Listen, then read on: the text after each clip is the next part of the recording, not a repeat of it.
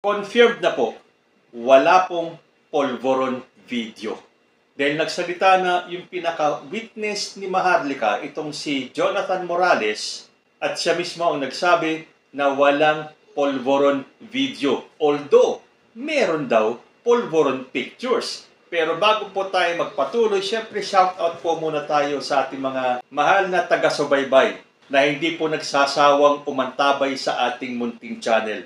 Shoutout po tayo kay Octoberian.instinct, kay Carmela Sanchez ng Los Angeles, California, kay Herminia Colobong, kay Lito Molina ng Canada, kay Neil Javier ng Cagayan North, Amulong, kay June Queron ng Pampanga, kay Evangeline Sanchez ng San Carlos City, kay Betty Bautista ng Hawaii, at kay Nanette Camacho. Maraming salamat po sa inyong lahat. Okay, I'm sure alam nyo na lahat ang kaganapan sa Senado doon sa hearing na ang nag-preside ay si Senator Bato de la Rosa at ang kanilang resource person ay itong si Jonathan Morales. Hindi ko na po iisa-isahin ang kaganapan dahil sigurado naman ako na napanood nyo na, marami na kayo nabalitaan, pero isa lang po ang nagpapatunay.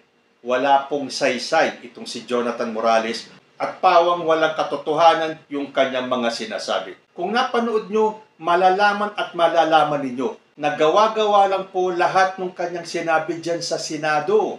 At isa pa, ito ba ang magiging credible witness kung wala namang kredibilidad ang kanyang background? Sino po ba itong si dating PIDEA agent Jonathan Morales? Kilalanin natin ang source ni Maharlika. Si Jonathan A. Morales ay isang dating ahente ng Philippine Drug Enforcement Agency na inaresto ng San Fernando City, Pampanga, Philippine National Police. Siya ay ipiniit sa Pasig City Police Detention Center dahil sa mga kasong inihain ng PIDEA at ng mga government prosecutors laban sa mga big-time drug personalities. Inaresto si Morales sa bisa ng warrant of arrest kaugnay ng mga kasong kriminal tulad ng false testimony at paglabag sa Comprehensive Dangerous Drugs Act of 2002. Dito pa lang, paano natin paniniwalaan ang isang tao na may kasong kriminal tulad ng false testimony? Paano natin yung paniniwalaan na totoo itong sinasabi ni Morales? Tuloy ko, nakapagpiyansa si Morales ng 120,000 pesos at pansamantalang nakalaya noong March 6. Si Morales ay inaresto sa Pasig City Hall of Justice Complex noong March 2, 2023 sa bisa ng warrant of arrest na inisyu ng San Fernando City, Pampanga Municipal Trial Court. Siya ay sinasabing overstaying president ng Parkwood Greens Executive Village Homeowners Association at nahaharap sa mga reklamo ng estafa. Si Morales ay dating miyembro ng PIDEA Intelligence and Investigation Service, ngunit na-dismissed mula sa serbisyo noong 2013 dahil sa dishonesty, grave misconduct, at conduct prejudicial to the best interest of the service. Tapos, ang sabi niya, hindi daw niya alam na siya ay na-dismiss na. Ngayon, paniniwalaan ba natin na hindi niya alam na siya ay na-dismiss na? Siya ba ay sumusweldo pa rin mula sa PIDEA? Dahil kung sumusweldo siya, mali itong sinabing siya ay na-dismiss na noong pang 2013. Pero bakit niya ito hindi kinontra at sinabing, hindi po ako dismissed dahil ako ay tumatanggap pa ng sweldo? So dito pa lang sa mga nabasa natin, ano po ang kredibilidad nitong si Jonathan Morales para paniwalaan natin sa kanyang mga testimonya. Ano pa ba ang naging kaganapan dyan sa Senate hearing kahapon? Sabi po dito sa PBBM Strong with a Heart page sa FB, sabi ni Morales, ako po ang gumawa niyan. Totoo po yan. Sabi ng PIDEA, pinapasinungalingan namin yan dahil wala po kaming record niyan. May mga dokumento po kaming pinapakita, si Morales wala. Puro boka, verbal. Pero gusto nilang paniwalaan si Morales pa rin. Ano yan? Sinabi niya lang na totoo yung kanyang dokumento, maniniwala na tayo? Isa pa, sabi ng PIDEA, wala pong ganyang record sa PIDEA files. Sagot ni Morales, wala talaga kasi wala yan pang ganyan noong 2012. Sabi ng PIDEA, andito po yung 8 testigo namin na nagsasabing kasinungalingan yan. Pero ang sabi ni Morales, wala talaga kasi hindi nga na-operate. Sabi pa ni Morales, yung operation na yan ay alam ng buong compound ng PIDEA. Pero ang sagot ng 8 testigo ng PIDEA, linggo po yung araw na nakalagay dyan. Wala kaming pasok. So, paano malalaman ng buong compound ng PIDEA wala silang pasok nung linggo? Ito pa, sabi daw ni Morales, tumawag sa akin yung dati kong boss bago yung hearing na ito. Sabi, i-deny na lang daw namin dahil director na siya, civilian na ako. Pero ang sabi naman ng dating boss ni Morales, talagang i-deny ko yan. Hindi ko nga natanggap na may binigay kang ganyan sa akin. Sarili mo lang yan. Yun namang 8 testigo na dating kasamahan ni Morales sa PIDEA, wala po kaming alam na may ganyang pre-op pala. Pero ang sabi ni Morales, naiintindihan ko kayo. Kasi pag nagsabi kayo ng totoo, tatanggalin kayo sa trabaho. So ano sa palagay nyo? May kredibilidad ba itong si Morales para paniwalaan ng Senado at ng taong bayan? Kaya alam nyo, yung drug issue na yan, yung Polvoron video issue na yan, yung drug addict si Bongbong Marcos na issue na yan, gawa-gawa lang po nila yan. Talaga pong pinlano yan. Sa tingin ko ni ex-President Rodrigo Duterte. Dahil umpisa pa lang ng kampanya ipinakalat niya na kagad na meron tayong isang presidentiable na nagko-cocaine. Hindi ba? Tingnan niyo yung timeline hanggang ngayon. Yan pa rin ang paulit-ulit na lang nilang sinasabi at ipinakakalat na drug addict at user si President Bongbong Marcos. So, asan yung Polvoron video? Narinig nyo ba yung interview ni Maharlika dito kay Jonathan Morales nung tinanong niya kung meron bang Polvoron video? Ano ang sagot ni Jonathan Morales? Ito po. Meron pong litrato, wala pong video. Wala daw Polvoron video. Ang meron, Polvoron pictures. Ay, kung yun yung Polvoron video, hindi natin mapaniwalaan Ito pa kaya may Polvoron pictures na napakadaling pekein? O ano ang naging reaction ni Maharlika nung sinabi mismo ni Morales na walang Polvoron video? Pero kung matatandaan nyo, last year pa po yan. Ipinakakalat na ni Maharlika na meron Polvoron video na paniwalang-paniwala naman ang kanyang mga supporters. Hindi ba pati mga alipores ni former President Duterte? May mga abogado pa nga sa kanila na nagsasabing totoo daw yung video, napanood na daw nila yung video, hindi lang maipalabas dahil masyadong sensitive yung issue. O ngayon, asan na yung video? Nagsorry man lang ba si Maharlika nung nasunog siya at sinabi ni Morales na walang Polvoron video? Matapos niyong paniwalain ang taong bayan na mayroong Polvoron video, pero wala. Hindi ba nung time na yon, may mga post pa tong si Maharlika, sinasabi pa niya, bilang na ang araw mo, bago pa kumalat, mag-resign ka na sa pwesto. Binalaan pa niya si PBBM. Ito pa ang isa, Maharlika, binalaan si President Marcos, kung ako sa'yo, bumaba ka na ng pwesto dahil anytime kakalat na ang Polvoron video mo. So ano ba talaga?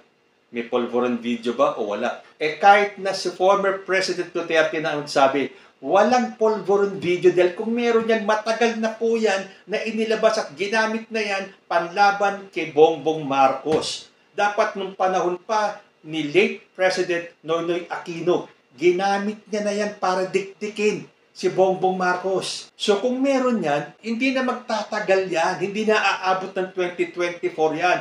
Noon pa man, inilabas na nila yan para siraan lalo si President Bongbong Marcos. Bakit ngayon lang lalabas? Tapos lahat ng DDS vloggers, paulit-ulit yung Polvoron video na yan. Ang pagkakaalam ko nga, hindi lang Polvoron video, kaya may Polvoron movie na daw. Nakita nyo? Wala pong kahihinatnan ang kasinungalingan. Ito mga supporters ni Maharlika, Naniniwala pa ba kayo dyan sa polvoron video na yan? O sige, maghintay pa rin kayo hanggang matapos itong 2024. Baka next year, maayos na nila yung pag-e-edit niyan at maipalabas na. So lahat ng ito, mula dyan sa polvoron video issue na yan hanggang dito sa Senate hearing kahapon, marami po ang nagsasabing palabas lang yan para siraan lang si President Bongbong Marcos. Dahil kung mapapansin nyo daw, yung Senate hearing kahapon, pinabayaan lang ni Senator Bato de la Rosa na magsalita itong si Morales.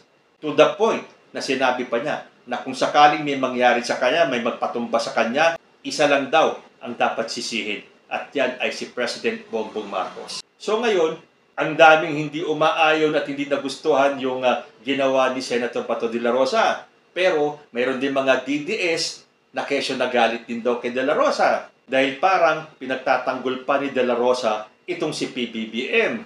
Pero nakita nyo ba, nung sumambulat si De La Rosa, nung may nag-feed sa kanya, nagla-live yata itong si Maharlika at ipinakita at pinadala kay Senator Bato de la Rosa. At tinanong ni Maharlika kung nabayaran ba ni Lisa Marcos si Bato de la Rosa. Doon sumambulat si Bato de la Rosa. At hinahabol niya si Maharlika na pumunta dito ng Pilipinas at dito siya magnangaw-ngaw. Nagalit na sa akin si Marlica. Senator Ronald Bato de la Rosa, si Marcos Bangag ang subject, hindi ako at si Morales. My God, magtatanong na ba ako na nabayaran ka ni Lisa? How irresponsible media personality. We are trying our best here to come up with the truth and nothing but the truth. Wala tayong pinapanigan. Ngayon, pati ako, tinitira na ni Marlica. Marlica, punta ka dito para pakinggan ka namin. Hindi yung gagamitin mo yung power of the media para siraan ako. Very responsible naman yan. Kung nakikinig ka ngayon, Marlica, sino lang ang senador nandito ngayon, nag-hearing? Why? You ask yourself. Kung sinong senador lang ang gustong malaman ang katotohanan. God damn. I know you're monitoring right now. Kung mahilig ka mang baboy sa ibang tao, huwag mo kong isamang babuyin dahil hindi ako tatahimik dyan sa ginagawa mo. Nababayaran ako ni Lisa Marcos? How dare you? How dare you? Do you think may presyo yung mukha ko? So ang ending niyan, isinama si Maharlika sa susunod na hearing sa May 7. You invite Maharlika in the next hearing. Sabihin mo, no online attendance, physical presence. Ha? Para malaman natin kung saan ang source ni Maharlika nito. Di ba? Sa kanya nanggagaling eh. Sa tingin ninyo, sisipot itong si Maharlika? Although sinabi ni De La Rosa, kapag hindi sumipot si Maharlika, i-issuean siya ng warrant of arrest. Tinangyan natin. Kung mapapangatawanan ni Senator Bato de la Rosa itong sinasabi niyang papahuli niya si Maharlika kung hindi sisipot sa hearing. Dito daw siya magsalita at dito niya pangalanan ang source niya. Pero kung matatandaan nyo, may sinabi si Maharlika sa isang vlog niya na nanggaling kay ex-President Rodrigo Duterte yung polvoron issue na yan. So hindi ba dapat ipatawag din ni Senator Bato de la Rosa si former President Rodrigo Duterte para malaman din kung sino naman ang source ni former President Duterte dyan sa PIDEA leaks na yan. Dahil pinagmamalaki pa ni De La Rosa na walang pwedeng magdikta sa kanya. Hindi siya pwedeng diktahan ng Malacanang, ng Palasyo, lalo na si Lisa Marcos dahil they are co-equal branches of government. So walang pwedeng magdikta kung ano ang gustong gawin ni De La Rosa. So meaning, hindi siya binayaran ni Lisa Marcos. Nakita niyo itong si Maharlika, ang feeling na Maharlika, she is high and mighty. Lahat pwede niyang sabihin. Lahat pwede niyang boldjackin dyan sa channel niya. Pero ito lang po ang masasabi ko. Darating at darating po ang araw ni Maharlika. At pagbabayaran niya po lahat ng kanyang ginawang paninira at lahat ng pagpapakalat niya ng kasinungalingan. wala pong nakakaligtas kay karma. Sooner or later, tatanggapin mo ang karma mo. So ito mga aliporis naman ni former President Duterte, ang solusyon daw sa problemang ito ay ang magpa-drug test si President Bongbong Marcos para matapos na daw ang bulong-bulungan, ang ganyang mga haka-haka. Kailangan daw sumailalim na si Bongbong Marcos sa isang follicle test to determine kung siya talaga ay nagda-drugs. Pero hindi po ba, nung panahon pa lang ng kampanya, ang pagkakaalam ko, siya lang yata ang presidentiable na nagpa-drug test. Well, correct me if I'm wrong.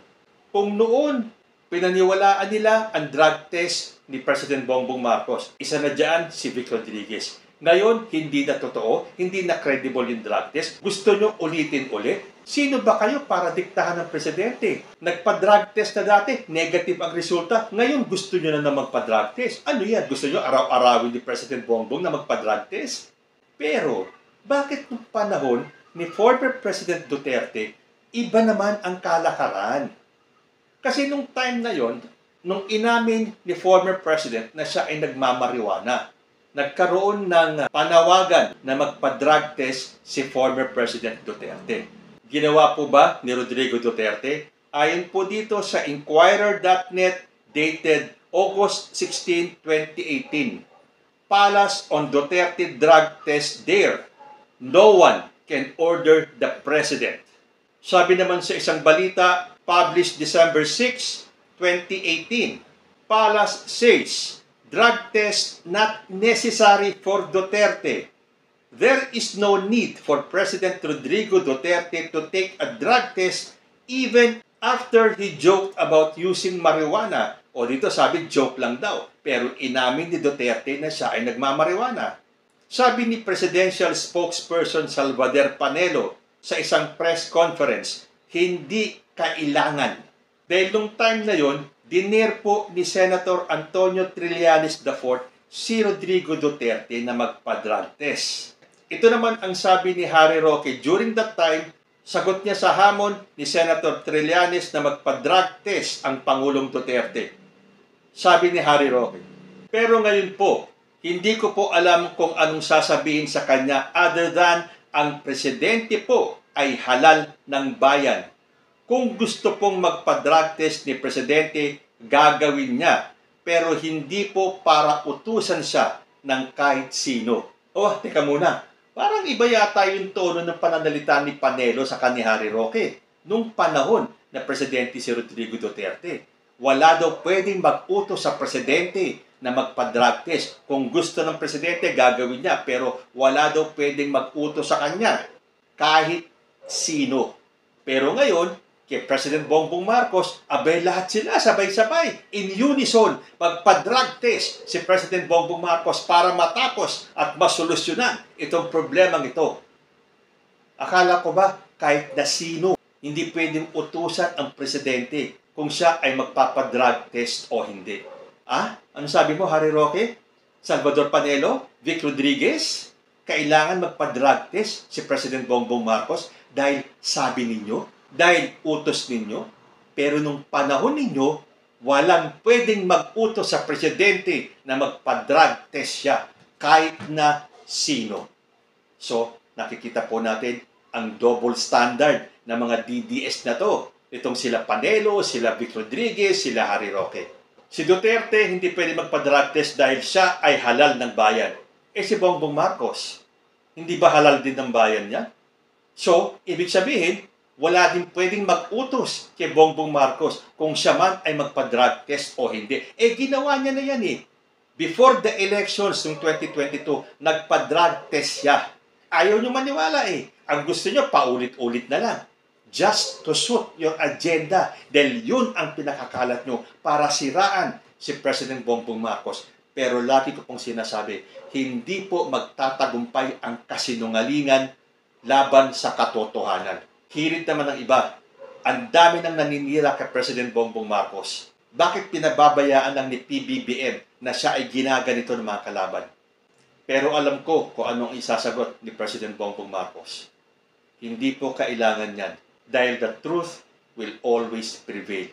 Lalabas at lalabas po ang katotohanan. Nakita nyo na nga, salu-salungat itong mga statement ng mga DDS. Hindi sila magkaisa, hindi sila magkatugma sa kanilang mga sinasabi. Sabi ng isang vlogger, may polvoron video. Pinaninindigan niya na may polvoron video. Kesyo pinasilip na daw yung polvoron video, kesyo lalabas na daw, magbitaw na daw si President Bongbong Marcos. Sabi naman itong Jonathan Morales, walang polvoron video. Sabi naman ni ex-President Duterte, walang polvoron video. So, sino paniniwalaan natin? DDS sa DDS. Duterte, Morales, o Maharlika. May polvoron video o wala. Ngayon, DDS against DDS. Maharlika versus Bato de la Rosa. Sisipot kaya si Maharlika sa May 7? O tulad na sinasabi ng marami, itong hearing na to ay isang palabas lamang para lalong siraan si President Bongbong Marcos. Pero ngayon pa lang, kitang-kita po natin na itong hearing na to, itong witness na to na sinasabing siya ang gumawa ng dokumento ay wala pong saysay. At halatang halata na wala pong katotohanan. So dito naman sa sinasabi nila Roque, Panelo, Vic Rodriguez na kailangan magpa-drug test si President Bongbong Marcos. Kung noon, panahon ni Digong, walang pwedeng pumilit sa presidente, walang pwedeng mag-utos sa presidente na magpa-drug test. Ngayon, panahon ni President Bongbong Marcos, lahat kayo inuutusan niyo yung presidente na magpa-drug test. Ang galing ng tama ninyo.